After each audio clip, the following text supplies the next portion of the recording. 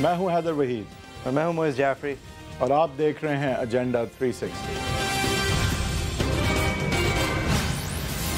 Welcome to agenda 360। इस show को हम शुरू करेंगे हफ्ते की सबसे बड़ी अहम डेवलपमेंट, जो कि हफ्ते की नई खबर तो नहीं लेकिन एक नया सिलसिला है पुरानी खबर में, PML नून के मुताबिक कम अज़ कम, कि जहां उनकी सियासत को रोका जा रहा है बतौर ऐसे डिसीजंस के जो कि अदलिया की तरफ से आ रहे हैं, जिसके बाद उनके ऊपर जो मेयार लगाया जा रहा है वो PML नून के मुताबिक दूसरों पे नहीं लगाया जा रहा।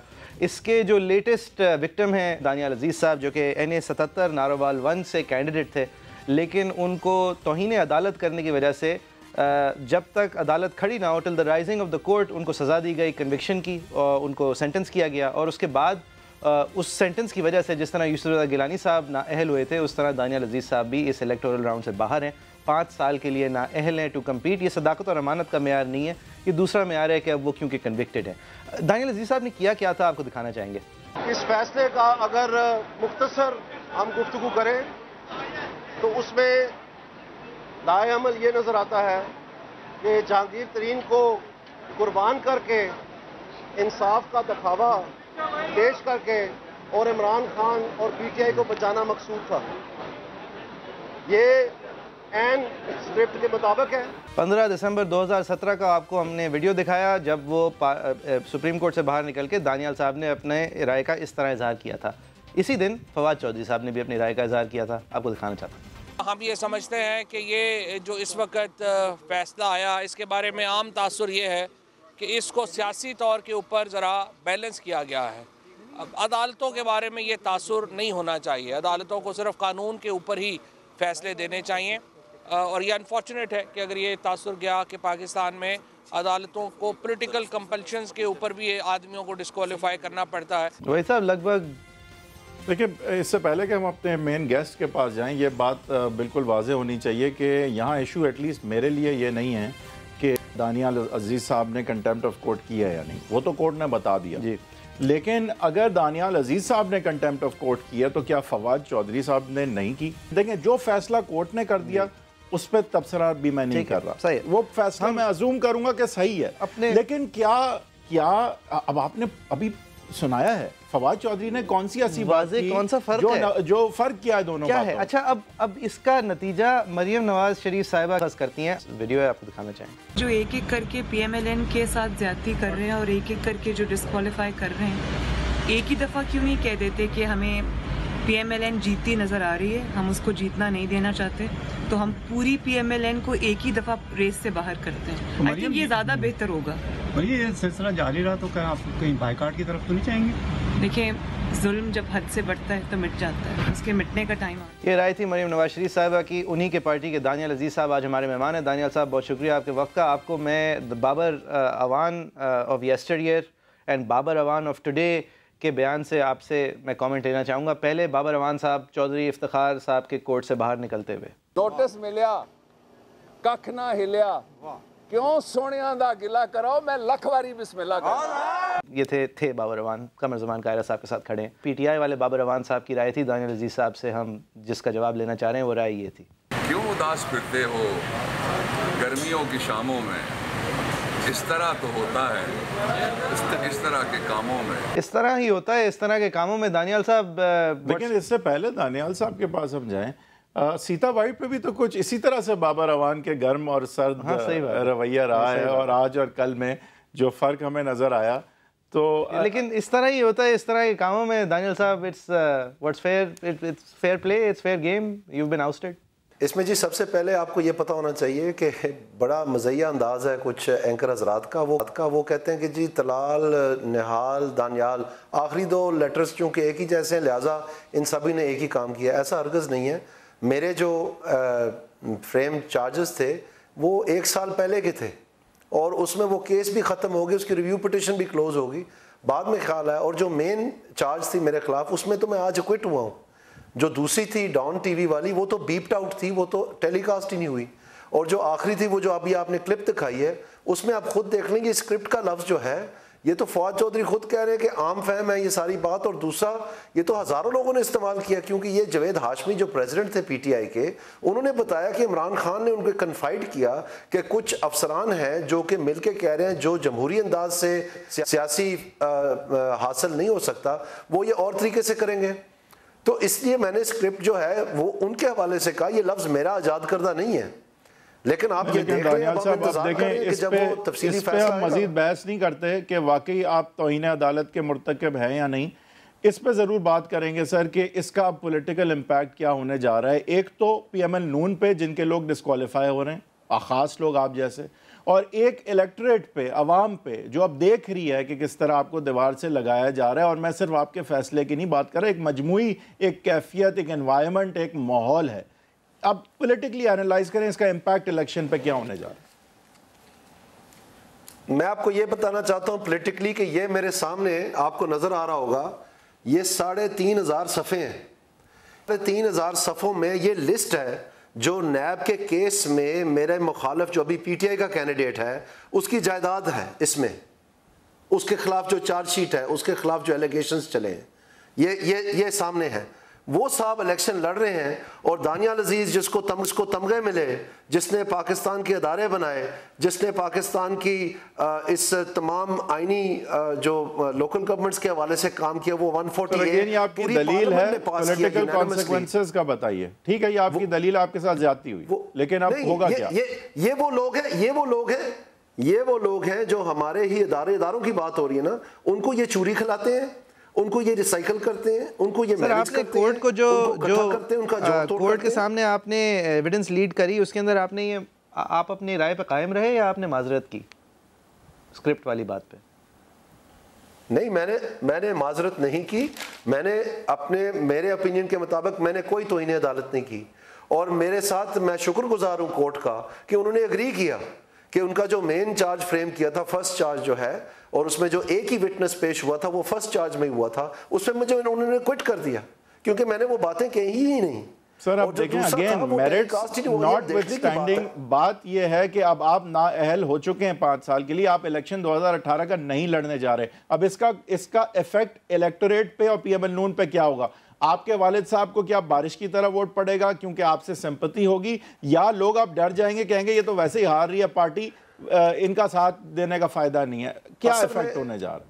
असल में मामला इस फैसले का नहीं है, या इक्का दुक्का कोई इस तरह सी को इलेक्शन से हटा देना या ना हटा देना नहीं है।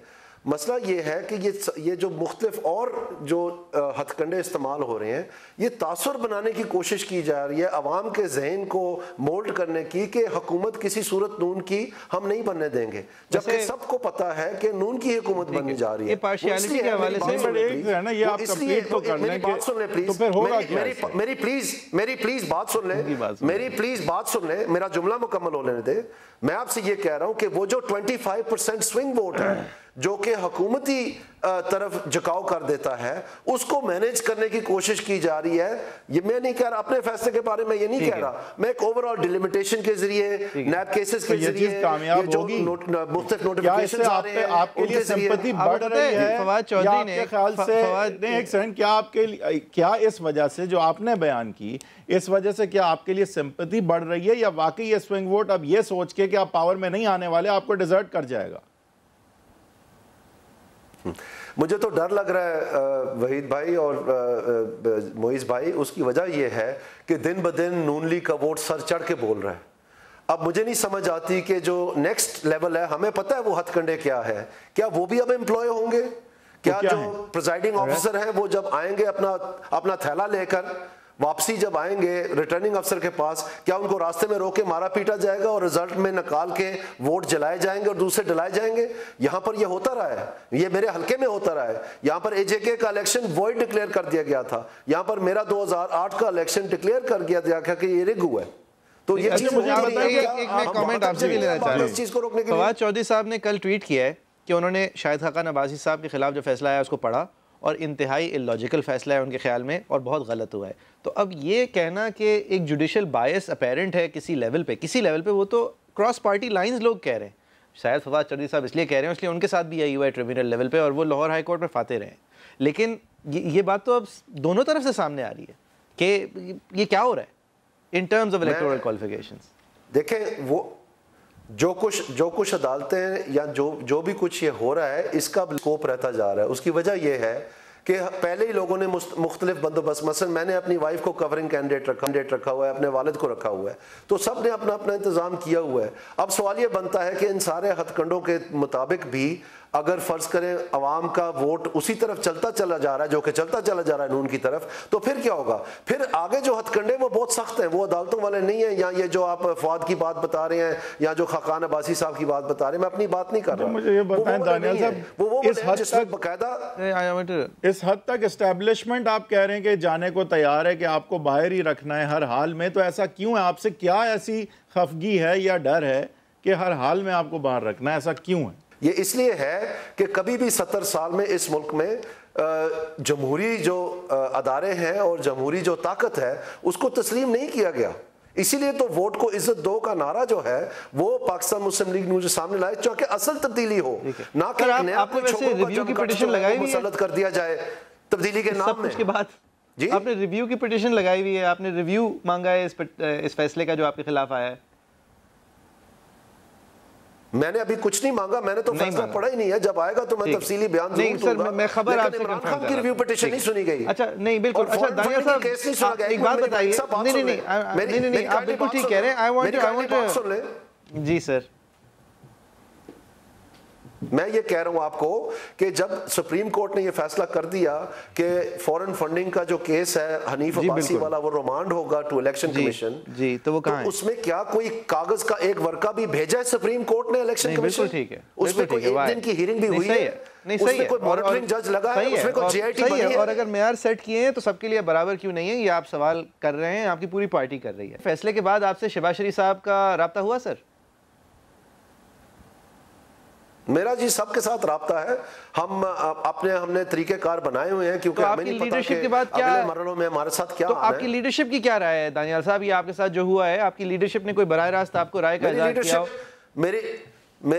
मेरी लीडरशिप ने और मैंने ये फैसला किया था कि ये चीज़ें होनी हैं तो आप तैयारी कर लें, हिम्मत बांध लें। और इसीलिए मैंने कवरिंग कैंडिडेट्स, मेरी वाइफ सियासत में नहीं है लेकिन मैंने उनका कागजात नामजदगी डलवाए हुए हैं और इंशाल्लाह मैं अपने वालिद के डलवाए हुए हैं। शहबाज शरीफ साहब से आपको सपोर्ट मिल रही है सर, जिस तरह नवाज शरीफ और मरियम नवाज से मिल रही है? शहबाज शरीफ साहब भी आपको उसी तरह सपोर्ट कर रहे हैं?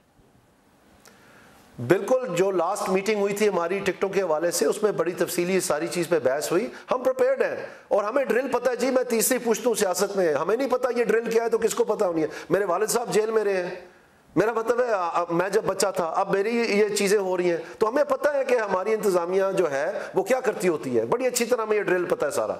तो दानियाल साहब ये अगर आप समझते हैं कि आपको शहबाज शरीफ साहब की सपोर्ट है, तो सर शहबाज शरीफ साहब आपके ख्याल में इस वक्त जिस तरह कैंपेन चला रहे हैं वो वही तरीका है जिस तरीके से नवाज शरीफ साहब चलाते हैं अगर वो इस मुल्क में होते? जी दोनों का अच्छा तरीका है। और अगर नवाज शरीफ साहब होते उनकी क्योंकि सर शहबाज शरीफ साहब तो एक बात भी नहीं कर रहे अदलिया के खिलाफ, जो सारी बातें आप कर रहे हैं शहबाज शरीफ साहब तो चुप हैं। शहबाज शरीफ साहब रोडों की बात करते, मेट्रो की बात करते हैं, पान की बात करते हैं। अदलिया के खिलाफ तो कोई भी बात नहीं कर रहा। अदलिया के खिलाफ वो तो हमारा अदारा है, मैं भी नहीं बात कर रहा। लेकिन जो उनके फैसले हैं उनके ऊपर बात करना वो नहीं, तो वो फैसलों पे भी बात नहीं करते ना सर। प्रॉपर्टी है, वो हमारा हक है। जी मैं नहीं कह रहा आपका हक है या नहीं है, मैं ये कह रहा हूँ कि आप अकेले क्यों हैं ये करने में? अगर शहबाज शरीफ साहब से आपका राब्ता हुआ है और वो उसी पेज पे है जिस पेज पे नवाज शरीफ साहब और मरियम साहब हैं, तो ये आप अकेले क्यों हैं? शहबाज शरीफ साहब ने बहुत मरतबा कमेंट किया जी, मुझे अच्छी तरह से याद है। आप अपना रिकॉर्ड निकाल के देखें, जब ये पैनामा केस चल रहा था उसमें मुतादिद बार उनके भाई थे सर, मैं तो आपकी बात कर रहा हूं सर। वो तो ठीक है, आप मुझे एक बात बताएं, मरियम नवाज साहिबा का लंदन के अंदर बयान आया है कि आपके खिलाफ जो हो रहा है वो तवातर से पीएमएल नून के खिलाफ ज्यादतियों का एक हिस्सा है। ये शहबाज शरीफ साहब को यहाँ बैठ के ख्याल क्यों नहीं आ रहा? जी मुझे यकीन है कि उनको भी इस बात का सदमा है और सबसे बात करें, आप उनके ट्वीट्स देखें, जिन के साथ जो कुछ हो रहा है सारों के बारे में वो बता रहे हैं। अच्छा मुझे ये बता दें सर कि जब से मरियम नवाज साहिबा और नवाज शरीफ साहब गए हैं और ज़ाहिर है अनफॉर्चुनेट सर्कमस्टांसेस में गए हैं, तो पीएमएल नून का ग्राफ और ये जो सारी मोमेंटम था पीएमएल नून के पास वो बिल्कुल लूज होता नज़र आ रहा है। तो आपका ये जो बयानिया है शहबाज शरीफ का सियासी तौर पे तो नहीं कामयाब हो रहा, वो ये बिल्कुल लूज नहीं हो रहा जी। बच्चे को पता है यहाँ क्या हो रहा है, और आप देखें इसकी कामयाबी की निशानियां आपको बार बार नजर आ रही हैं। इसकी कामयाबियों की निशानी है कि थरथरा रही है और इंतजामिया जो डगमगा रही है और मुख्तलिफ किस्म के नए से नए हथकंडे ढूंढती फिर रही है। तो ये सब निशानी इसका, ये इनका काम नहीं है जी। ये इस मुल्क को आखिरकार तब्दील होना है, आइन के मुताबिक चलना है। ये एक मसनूई तौर पर आइन के मुताबिक चलाना जो है, ये बात जो है पाकिस्तान की अवाम को बर्दाश्त ज्यादा देर नहीं होनी। और इस तरह के जो नए नए पंजाब की अवाम ने कभी एंटी एस्टैब्लिशमेंटेरियन वोट कभी दिया नहीं है पंजाब ने, लेकिन पंजाब की पार्टी के साथ शायद इस तरह पहले हुआ भी नहीं है। इलेक्शन से थोड़ा सा पहले मुशर्रफ साहब जब आए थे तो हुआ था, बट उस पर इलेक्शन नहीं हो रहे थे। तो आपके ख्याल से सर क्या इम्पैक्ट होगा इस चीज़ का पंजाब के वोटर पे? पंजाब ने कभी इस्टेब्लिशमेंट के खिलाफ वोट नहीं दिया है।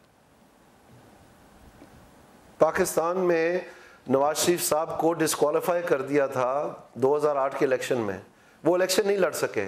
क्या पाकिस्तान मुस्लिम लीग नून की हुकूमत बनी? जब ये जो इनका जो एक जब इसने इस्लामाबाद पे मार्च कर दिया और इमरान खान भाग गया, क्योंकि इस्टेब्लिशमेंट की जो हम दर्दियाँ थी, दोनों मुकाबल थे लेने के लिए कि कौन आगे इस रेस में, तो ये अकेले आके पहला धरना दिया। उस वक्त क्या नवाज शरीफ को रोकने का पूरा सिलसिला नहीं था? वो जो बाद में धरने हुए, क्या इमरान खान नहीं माना कि मैंने झूठ बोला कि 35 पंक्चर थे ही नहीं कोई? ये क्या तमाशे हैं? ये कितनी देर ये तमाशा चलना है इस मुल्क के साथ? आपने इकॉनमी तबाह कर दी है, अभी तक तो अदारे तबाह कर दिए। यहाँ पर आप सर क्या समझते हैं कब तक चलेगा ये?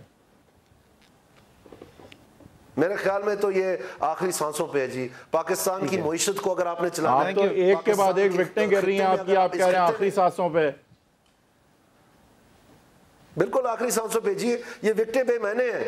आप मुझे ये बात बताएं कि ये 2 MNA 3 MNA ऊपर नीचे डिलिमिटेशन से ये गिनतियां दफ्तरों में बैठ के नक्शों के ऊपर बड़ी अच्छी लगती हैं, अवाम के दिलों में ये गिनतियां नहीं चलती हैं। बहुत बहुत जिस तरह मरियम नवाज साहिबा ने कहा था, सपोज जुल्म जब तक होता है, जब तक आप सहते हैं उसे, उसके बाद तब्दीली आएगी। अगर जुल्म है, अगर आपके खिलाफ जो हो रहा है, जो कि PML नून की राय है, बिलुमूम @agenda360 समा हमारा ट्विटर हैंडल है, उस पर आप अपनी राय का इज़हार कीजिए। facebook.com/agenda360 पे। एक ब्रेक के बाद फिर हाजिर होंगे। शहबाज शरीफ साहब का खादिम आला के हवाले से जो रोल है, जो वो कराची में आके एक और दफ़ा कराची के खादिम बनने की ऐलान किया उन्होंने, कराची के लिए काम कर। वैसे लाहौर में पान मिलता है? पैसे पूछ रहा हूँ, उसके बारे में भी बात करेंगे एक ब्रेक के बाद।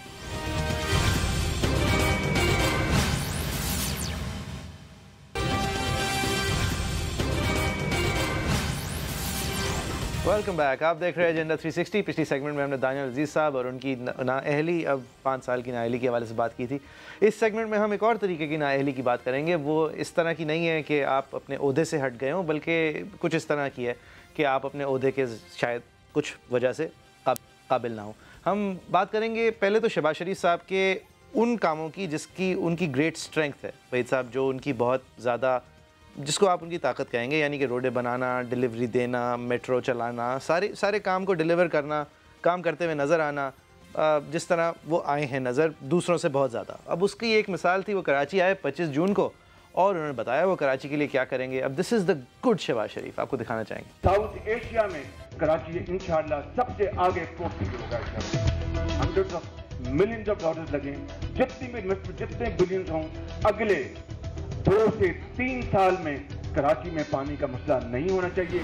6 महीने में इंशाल्लाह ये जो आपके कूड़े करकट के जो ढेर पड़े हैं, गलाजत के, पब्लिक ट्रांसपोर्ट। अब देखिए, अगर आपने मैन्युफैक्चरिंग को अगर आपने आगे बढ़ाना है तो आपको पब्लिक ट्रांसपोर्ट रिलायबल देनी पड़ेगी। अब ये this is the strength of Shehbaz Sharif. ये कर दूंगा, वो कर दूंगा, ठीक है। उन्होंने बिजली के बारे में भी कहा था, फिर नहीं कर पाए, फिर वो नाम ही नहीं बदला, आज भी वो शहबाज शरीफ हैं, लेकिन ये उनकी स्ट्रेंथ है। अब शहबाज शरीफ साहब की वीकनेस क्या है? सियासत। स्ट्रेंथ है डिलीवरी, एडमिनिस्ट्रेशन, वीकनेस सियासत क्यों है, आपको दिखाना चाहिए। जी जनाब, आपने कराची में जो लोग थे सियासी लोग, उन लोगों ने अपने इलाकों में डिलीवर नहीं किया। अब आप कराची में आए, जैसे लाहौर लोग मिसाल देते हैं कि कराची लाहौर बनाया, तो वाकई वो हकीकत जो आप ख्वाब दिखा रहे हैं पूरा करेंगे? अंदरूनी सिंध कब जाएंगे आप? मैं आपको हकीकत बता रहा हूँ कि कराची नहीं, कराची को इंशाल्लाह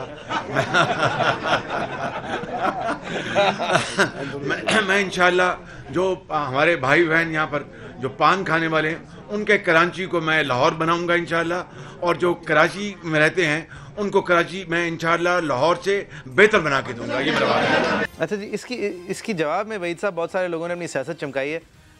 क्या ये तासुब था या नहीं, मेरे ख्याल में आप भी इस पर राय देंगे, लेकिन ये बेवकूफ़ी ज़रूर थी।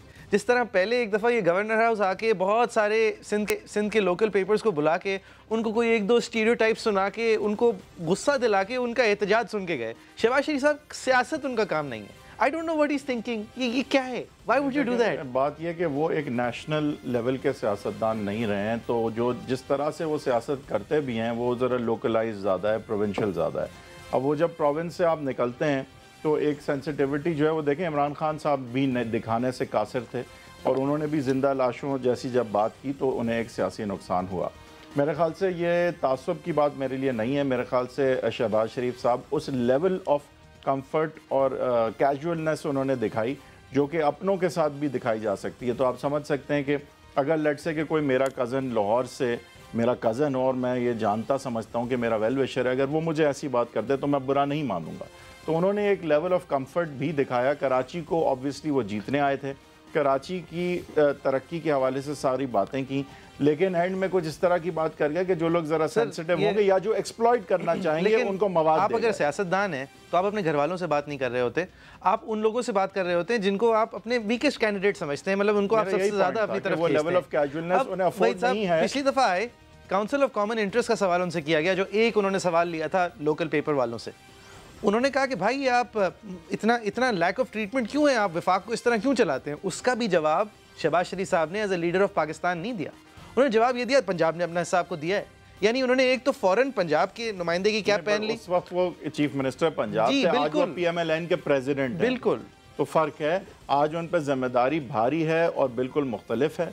और मेरे ख्याल से जो उन्होंने बातें की हैं उसकी गैर ज़रूरी, सबसे ज़्यादा तो गैर ज़रूरी हैं। अब वो आज नहीं, उनकी देखें, आप नीयत पे शक नहीं कर सकते। उसकी वजह है कि भाई वो आए ही हैं कराची को जीतने, आए ही हैं, यानी कि वो उन्हें पता है कि वो जीतना चाहते हैं कराची को, वो कराची के दिल जीतना चाहते हैं, लेकिन उन्हें ये तरीका बेस्ट नहीं पता कि वो किस तरह काम किया जाए other than to just promise work, because वो उनकी एक स्ट्रेंथ है। सर, एक आप देखें, काम प्रॉमिस करते हैं फ्रॉम विद इन कि हम आपके साथ लेके चलेंगे, हम आप में से हैं, और एक काम प्रॉमिस करते हैं कि आप हमसे, मतलब फर्क है, मैं आपसे बेहतर हूँ, मैं जहाँ से आ रहा हूँ वहाँ से आपका कुछ नहीं पता, आप पान खाएं, मैं आपका काम कर दूंगा। ये डेमोक्रेटिक सेटअप में अगर आप ऐसे लोगों के पास जा रहे हैं जिनके पास आपके कायद 16 साल में 2 बार आए थे, खास तौर पे उन लोगों को आप इस तरह की बातें नहीं करते। और आई थिंक इन्हें चाहिए था कि अपने आप को कराची से इस तरह अलहदा भी नहीं दिखाते कि जैसे कोई बहुत एक्सपर्ट को हम कोई अमेरिका से कंसल्टेंट बुला रहे हैं अपने आप को बेहतर करने के लिए। चाहे इस बात में कुछ सदाकत भी हो, लेकिन ये चीज़ इस तरह सियासत में नहीं पोर्ट्रे की जाती कि मैं कहीं और से एक बेहतर जगह से तुमसे ज़्यादा लंबा खूबसूरत आदमी आके तुम्हारी मदद करूंगा। इनको चाहिए था कि वो बताते और दिखाते, और ये बात इसमें सदाकत भी है कि वो कहते जब लाहौर को जिसके वसाइल 8 आउट ऑफ 10 है उसको मैंने बना दिया 10 आउट ऑफ 10, तो कराची जिसके वसाइल 9 आउट ऑफ 10 आउट ऑफ 10 है, तो सोचो अगर मैं इतना ही यहाँ काम करूँ तो कराची को हम मिलकर क्या बना सकते हैं। आई थिंक उन्हें इंक्लूसिव होना चाहिए था, उन्हें थोड़ी सेंसिटिविटी कराची कल्चर के हवाले से दिखानी चाहिए थी, बट ये उनकी कभी भी अंडर स्ट्रेंथ नहीं रही है। ये आप जो कह रहे हैं ना, खान साहब की भी नहीं रही। लेकिन अगर खान साहब एक कमरे में होते हैं ना तो सबसे प्राइम मिनिस्टेरियल खान साहब लग रहे होते हैं, चाहे सबसे अक्लमंद ना लग रहे हो। शहबाज शरीफ साहब अपने साथ जो लोग रखते हैं वो इनकी स्ट्रेंथ है कि ये अपने साथ बहुत काबिल लोग रखते हैं, लेकिन जब बोलने की बारी आती है और वो और सारे काबिल लोग साथ बोल लेते हैं तो एंड में उनके काबिल दोस्त ज्यादा बेहतर प्राइम मिनिस्टेरियल लग रहे होते हैं, क्योंकि वो इस तरह की बेवकूफ़ी की बातें नहीं करते। काबिल दोस्त मसलन मुशाहिद हुसैन सैयद जब भी जाते हैं कहीं उनके साथ होते हैं, और जब भी कोई बात करते हैं इनसे ज़्यादा अक्लमंद और काबिल लगते हैं और इनसे बेहतर सियासतदान लगते हैं। आई थिंक बेहतर सियासतदान की हद तक तो मैं मान लूंगा, बट बाकी दोनों चीज़ें भी सर, मतलब इस तरह की बातें आप नहीं समझ। अच्छा ठीक, सियासतदान की मान लूंगा। आई थिंक शहबाज शरीफ साहब की एक प्रेजेंस बहुत सुपीरियर है मुशाहिद खान से मेरे लिए। मैं समझता हूँ शहबाज शरीफ साहब ने ये सिर्फ और सिर्फ एक हमाकत है, ये गलती है, और मेरे ख्याल से इस सियासत में इस तरह की गलती नहीं करनी चाहिए। उन्होंने दिखाया ये गलती आप अफोर्ड कर सकते हैं अगर आप अपने ख़ानदान के अंदर एक अलग कोल्ड वॉर लड़ रहे हो कि आपके भाई की बेटी आपकी सीट ना ले जाए, आप अपने ख़ानदान के बाहर एक अलग जंग लड़ रहे हो कि आपके भाई ने एक इस्टेब्लिशमेंट के साथ फ्रंट खोला हुआ हो, फिर एक मजीद बड़ी जंग लड़ रहे हो कि आप रियासत के लिए इलेक्शन लड़ने जा रहे हैं। ये चीज़ें इतनी रेलेवेंट नहीं है जितनी सबसे बड़ी चीज़ रेलेवेंट है, और वो ये है कि ये कराची में और सिंध में अपने आप को दिखा नहीं पाए कि ये यहाँ से हैं या यहाँ का काम करना चाहते हैं। जब भी आते हैं ये प्रूव करके जाते हैं कि किसी को नहीं जानते आप किस तरह ये कर सकते हैं। कराची के कल्चर की लैक ऑफ अंडरस्टैंडिंग जो है वो शहबाज शरीफ साहब ने अच्छा, अब कराची के कल्चर की क्योंकि आपने बात की तो कराची का एक अनफॉर्चुनेट कल्चर भी रहा है। अनफॉर्चुनेट कल्चर कुछ इस तरह था कि एक डिस्पोटिक इंसान अल्ताफ हुसैन साहब अपनी पार्टी को बहुत ताकत से बज़ोर बाजू चलाते थे, उसके अंदर से बातें सामने नहीं आती थी, वो जिसको जो कहना चाहते थे कह देते थे, और टेलीविज़न चैनल जो है वो स्क्रैम्बल करते हुए उनकी बातों को फिर कंट्रोल कर रहे होते थे। उनकी पार्टी से हमें निजात दिलाने के लिए उन्हीं की पार्टी के मुस्तफ़ा कमाल साहब आए, और मुस्तफ़ा कमाल साहब ने आहिस्ता आहिस्ता अपनी पार्टी कुछ इस तरह बिल्ड कर दी कि आज वो भी अपनी पार्टी के एक बहुत स्ट्रॉन्ग मैन लीडर हैं। और तनकीद जिस तरह की जाती है MQM के हवाले से, और MQM पर जिस तरह तनकीद का मेयार इन्होंने खुद ही रखा था कि हम तनकीद इस तरह करेंगे कि आपकी पॉलिसी के ख़िलाफ़ हम दूसरी पॉलिसी देंगे, आपकी नज़रिए के सामने हमारा पैन पाकिस्तान नज़रिया है। अब वो बातें ज़रा पीछे रह गई। अब आज की PSP और आज के मुस्तफ़ा कमाल साहब किस तरह तनकीद करना पसंद करते हैं, आपको दिखाना चाहेंगे। हराम खा खा के शराबे पी पी पे दो मरले के मुंह हो गए, इनके दो मरले के मुंह हो गए। वो कराची सिंध का जो अपोजिशन लीडर था उसकी शक्ल देखी है तुमने कभी? जो पुराना दो मरले का मुंह हो गया उसका, 2 मरले का बेगैरत, 2 मरले का मुंह हो गया है। शराबे पी पी के 2 मरले का मुंह हो गया है। 2 पट्टी की चप्पल में आया था, अरबपति बन गया बेगैरत। 2 मरले का मुंह है उसका, उसके मुंह पे डस्टबिन बना दो ना तो उसके मुंह में सारा कचरा कराची का चला जाएगा अंदर। आई थिंक किसी भी लिहाज से अगर इस गुफ्तगू को मोई जाफरी साहब अगर हम एक सियासी पेडेस्टल पे भी ना रखें, किसी भी पेडेस्टल पे रखें, तो मेरे ख्याल से बहुत ही अनएथिकल और इमेच्योर अनकूथ तरीके से अप्रोच किया है इन्होंने सियासी मुखालफीन की तनकीद को। और ख्वाजा इजहार साहब ऑफ द रिकॉर्ड नहीं है, ये स्टैंड पे खड़े हैं। और बात समझे, देखें अब आप बाकी मोरालिटी छोड़ें, इनके ही क्राउड में बहुत सारे ऐसे लोग हैं जिनके चेहरे का साइज़ ख्वाजा इजहार जितना होंगे, इनके सपोर्टर में भी हो सकते हैं। वो सारे लोग आपके ख्याल से ये सुन के क्या सोच रहे होंगे अपने जसामत के बारे में, अपने कॉन्फिडेंस के बारे में? ये सियासी गुफ्तगू ही नहीं है। किसी को ऐसी चीज़ कहना कि वो मोटा है या वो अब वो कहना ये चाह रहे थे कि ये शराब पी पी के मोटा हुआ है, ये बेगैरत है, ये करप्ट है। अब ये सारी चीज़ें कहने के और तरीके होते हैं। मैं नहीं कह रहा आप किसी को करप्ट नहीं कह सकते। नहीं, हमारी सियासत में एक इंसान की ज़ाती फैसलों के ऊपर भी सियासत की जाती है। आप कर सकते हैं वो सियासत, बहुत लोगों ने की भी है। आप लेकिन उसकी जिसामत को बुनियाद बना के आप नहीं, पाकिस्तान में किसी की जिसामत पर भी सियासत की जाती है। करने के बहुत तरीके होते हैं, बहुत लोगों ने की है। नवाज शरीफ साहब के हवाले से तंज किया है, बहुत सारे लोगों ने बहुत लोगों की जाती हैबिट्स के हवाले से तंज किया है। लेकिन तंज करने के नहीं है ना, this is how you look. Well I'm just trying to say कि even if you're going to fall to that level, इससे बेहतर तरीके होते हैं to do it। और मेरे ख्याल से सवाल ये उठेगा कि जिस अल्ताफ हुसैन की सियासत को ख़त्म करने ही आए हैं, तो उसका भी एक जो है वो बहुत बड़ा कैरेक्टरिस्टिक ये होता था कि वो जो मर्जी जिसको जैसे मर्जी कह देते थे, चाहे वो फीलिंग्स का ख्याल नहीं करते थे।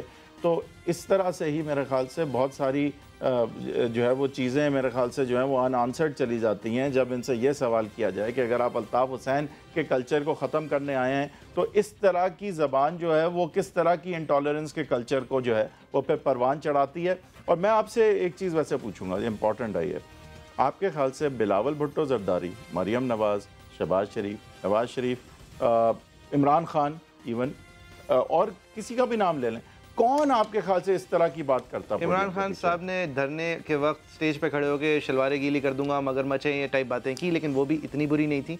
और बाकी जितने की भी आपने नाम लिए, इमरान खान साहब कह सकते हैं एक लेवल पे चले जाते हैं, लेकिन बाकी आपने जितने लोगों के भी नाम लिए उन्होंने सिर्फ मेयार बढ़ाए और बुलंद ही किए हैं, गिराए नहीं है। शेख रशीद साहब हैं जो एक लेवल पे चले जाते हैं, इमरान खान साहब हैं जो एक लेवल पे चले जाते हैं। उन दोनों के अलावा मैं कोई नाम सोच नहीं सकता, हो सकता है मैं गलत हूँ। मेरे ख्याल से आप सही हैं क्योंकि ये नहीं, मतलब मजीद और लोग हों, हो सकता है मैं गलत हूँ, इस लिस्ट को यहाँ खत्म। आबिद शेर अली हैं, चले जाते हैं।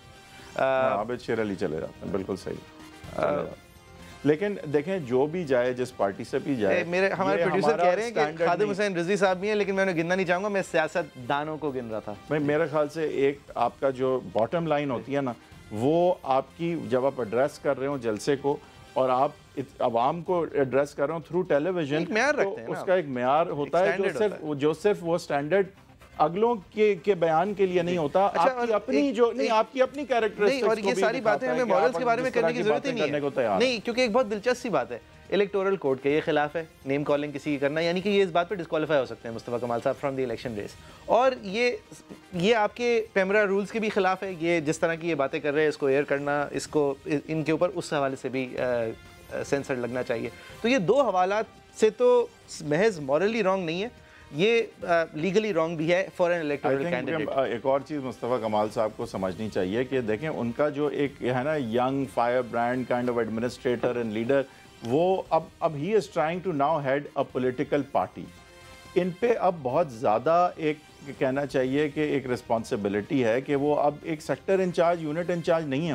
वो कभी भी नहीं थे उनके अपने लेकिन कहने का मकसद ये है कि वो पाकिस्तान के बारे में सोच रहे हैं। ये लेवल की बात नहीं है, ये पाकिस्तान के बारे में लेवल का लीडर बनने की ये बात करते हैं, उस लेवल की बात और जिस लेवल से आगे बढ़ने की बात करते हैं। देखिए अब हमने पहली चीज क्या है कि हम तो यहाँ बात ही नहीं कर रहे कि ख्वाजा इजहार ये है या नहीं, हमें ये रेलेवेंट ही नहीं रही हमारे लिए, यानी वो पूरी तरह से डिस्ट्रैक्ट कर जो आपका अंदाजे बयान था वो इतना बुरा था कि वो ज्यादा बड़ी खबर बन गई बनिस्बत इसके कि आप कहना क्या खबर बन गई। और ये तो सवाल ही नहीं उठे कि ख्वाजा इजहार क्या वाकई में ये सब कुछ है या नहीं है, क्योंकि आप ज्यादा इंटरेस्टेड थे कि यार अगर है या नहीं है इस तरह बात चाहिए क्या? बिल्कुल ठीक है, आई एग्री। आपका क्या राय है? facebook.com/60@agenda360 समा हमारा ट्विटर हैंडल है। एक ब्रेक के बाद फिर आते हैं।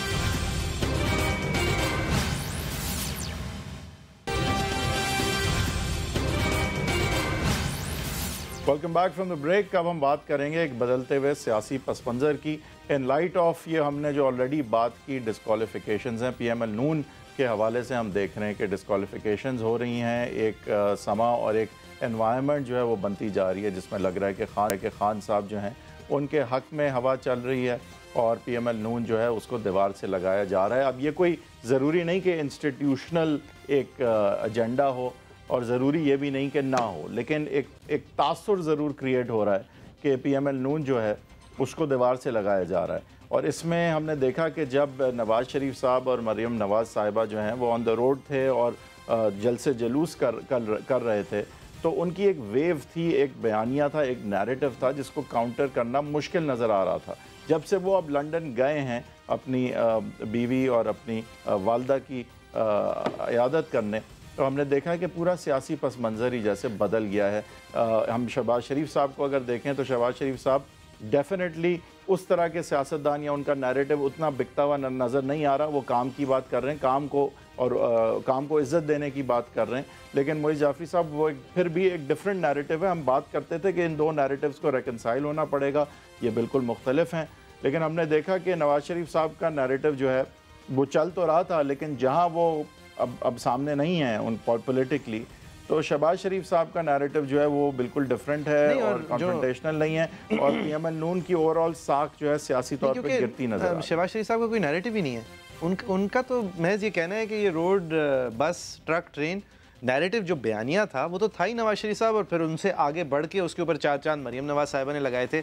और जहांगीर तरीन साहब सही कहते थे, उस वक्त मैं समझता था कि जहांगीर तरीन साहब has it wrong but he was right.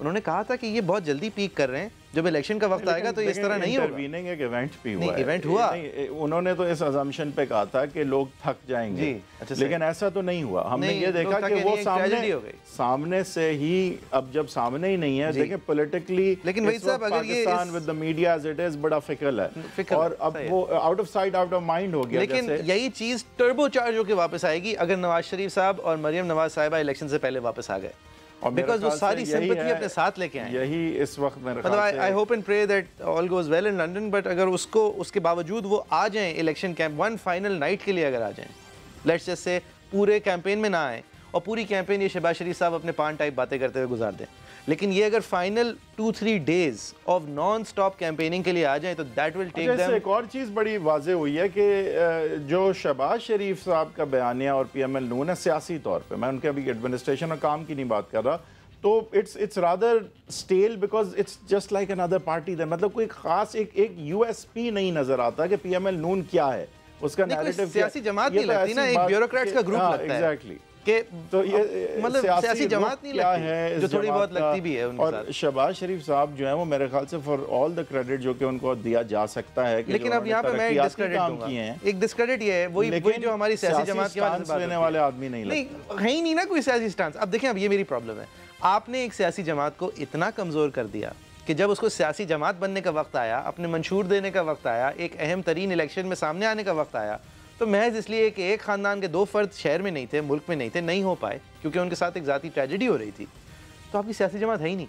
तो ये पान की बातें कर रहे हैं कराची आके। अब ये भी तो एक फेलियर है ना, ये भी आपने लोगों को उनका हक से डिप्राइव किया है ना, एक ऐसी सियासी जमात बना के कि बस हमारा ख़ानदान है, नहीं है तो ये नहीं है तो वो हमजा है जो हमें पसंद नहीं है। एक सवाल ये उठता है कि जिस तरह से नवाज शरीफ और मरियम नवाज का बयानिया चल रहा था, तो हाउ इज इट कि अगर अभी हफ्ता हुआ होगा कि वो यहाँ नहीं है, तो ये बात पुरानी कैसे हो सकती है अभी? आई थिंक ये लोगों के दिलों में फिर भी कहीं ना कहीं होगी। आई थिंक नैरेटिव बिल्डिंग जो है वो बहुत ज़्यादा ऑप्टिक्स की बात होती है। अब आप है ही नहीं, आप एवरी डे बेसिस पे लोगों से, दिस इज 20 दिन रह गए इलेक्शन में, मतलब 25 दिन रह गए इलेक्शन में, कैंपेनिंग के अंदर 25-26 दिन रह गए। But they are not here for a good reason. जी नहीं, मैं ये नहीं कह रहा कि बेवकूफ़ी कर रहे हैं, मैं सिर्फ ये कह रहा हूँ कि बहुत बड़ा लॉस है उनके लिए for every day that they are not here. But ये एक और चीज़ की तरफ भी तो इशारा करता है कि वाकई में as far as political leadership is concerned, तो नवाज शरीफ साहब और मरियम नवाज साहिबा ही लीडर हैं। नहीं, यहाँ पे तो लीडर नहीं नजर आ रहा। नहीं, आप इसको ग्लेज ओवर कर रहे हैं। ये जिस चीज़ की अक्कासी करता है वो ये है कि ये सियासी जमातें नहीं है, ये अपनी घरानों की जागीरें हैं। क्योंकि अगर ये सियासी जमातें होती तो ऑल ओवर द वर्ल्ड अगर इनका और इनके वालिद साहब का एक ज़ाती मसला होता तो उसको कैश करने के लिए या उसको सामने लाने के लिए एक पूरी टियर ऑफ लीडर्स होते जो आगे कहते देखो हमारे साथ क्या हो रहा है, और फिर भी ये ऐसी बातें कर रहे हैं। अभी ये लेकिन वो करने वाला कोई है ही नहीं। ये भी आप देखें ना कि जो बाकी लोग जिन्होंने इस तरह की बात की थी वो तौहीन अदालत के ज़ुमरे में आ गए हैं, वो डिस्क्वालीफाई हो गए हैं।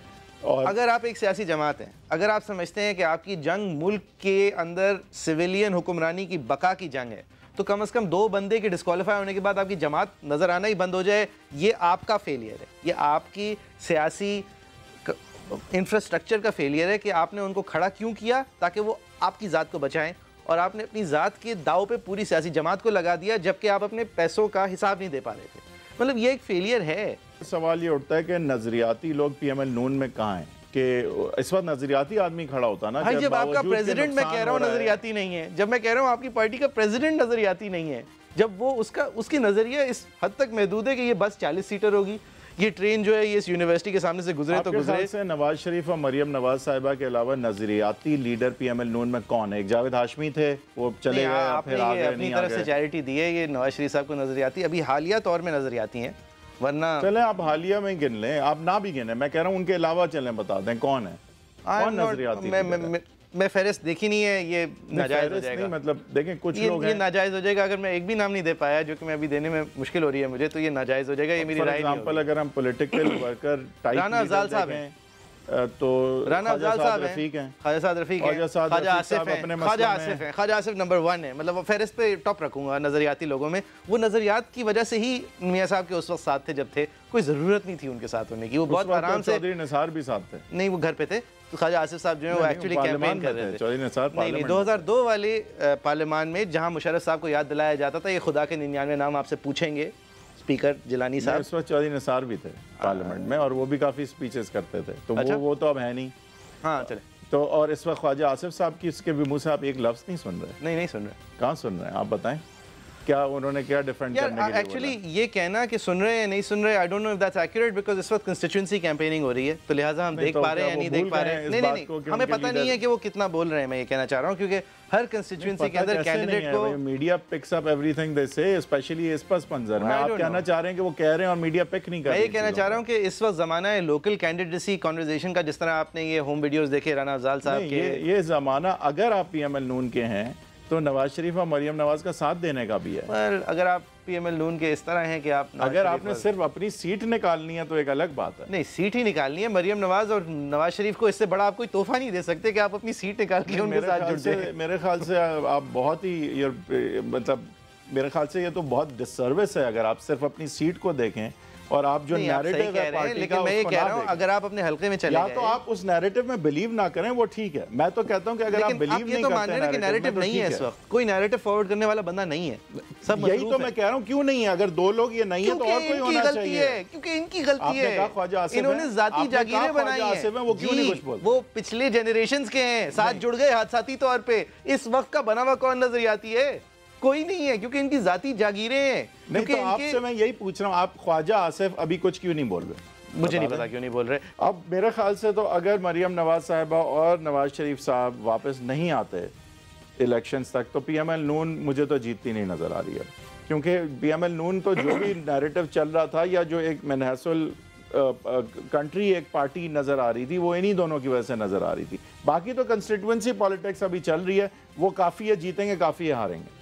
बट वेव इन्हें चाहिए था कि मेरा ये कहना है कि इनको जीतने के लिए चाहिए एक वेव जो कि ये सारी मुसीबतों को जो है ना एक लहर की तरह हटा दे, उड़ा दे, जिस तरह भुट्टो साहब ने किया था। वो वेव पे चढ़ के उतर चुके हैं। उसके लिए आपको नवाज वेव चाहिए तो ये वेव अब और नहीं आ रही।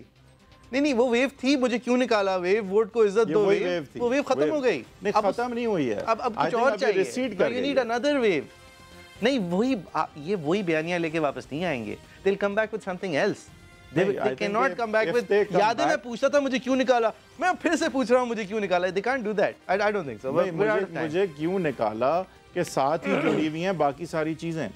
सर आप मेरे ख्याल से मुझे क्यों निकाला, मुझे अपनी बीवी से मिलने क्यों नहीं जाने दिया, आप दिन बिल्ड करते हैं, मेरे लोगों को डिस्क्वालीफाई किया क्यों, ये बिल्ड करते हैं। नहीं बट ये चीजें महीना छोड़ के नहीं जाके उस नैरेटिव को बिल्ड इज विक्टिमाइजेशन। साहब ठीक है, अगर ये विक्टिमाइजेशन सेल कर पाए तो मेरे ख्याल से भाई कोई तो होना चाहिए था उनके पीछे ये सेल करने के लिए। पीएमएल नून का ब्रांड है, इसके साथ आज भी ये हो रहा है, इसके साथ आज भी ये हो रहा है, इसके साथ आज भी ये हो रहा है। तो फिर जब ये वापस आते तो कोई किश्ती होती जिस पे सवार होते। लेकिन आप एक और बात देखें कि देखें एक और बात आप देखें कि एज फार एज तौहीन अदालत और ये चीज़ें हैं, तो एक तरह से हुई भी है ना ये चीज़ें। अब ये इसलिए हुई हैं क्योंकि ये विक्टिमाइज हो रहे थे, क्योंकि ये गुस्सा कहीं और नहीं निकल सकता था, सिर्फ एक इदारे पे निकलना था। लेकिन ये रेडियो साइलेंस होना एक इंस्टीट्यूशनल फेलियर है। वो इंस्टीट्यूशन शरीफ प्राइवेट लिमिटेड PMLN है। आपकी क्या राय है? facebook.com/agenda360 360 समा हमारा ट्विटर हैंडल है, उस पर भी आप अपनी राय का इज़हार कर सकते हैं। इंशाल्लाह कल एक बार फिर 8:05 पे फिर हाज़िर होंगे।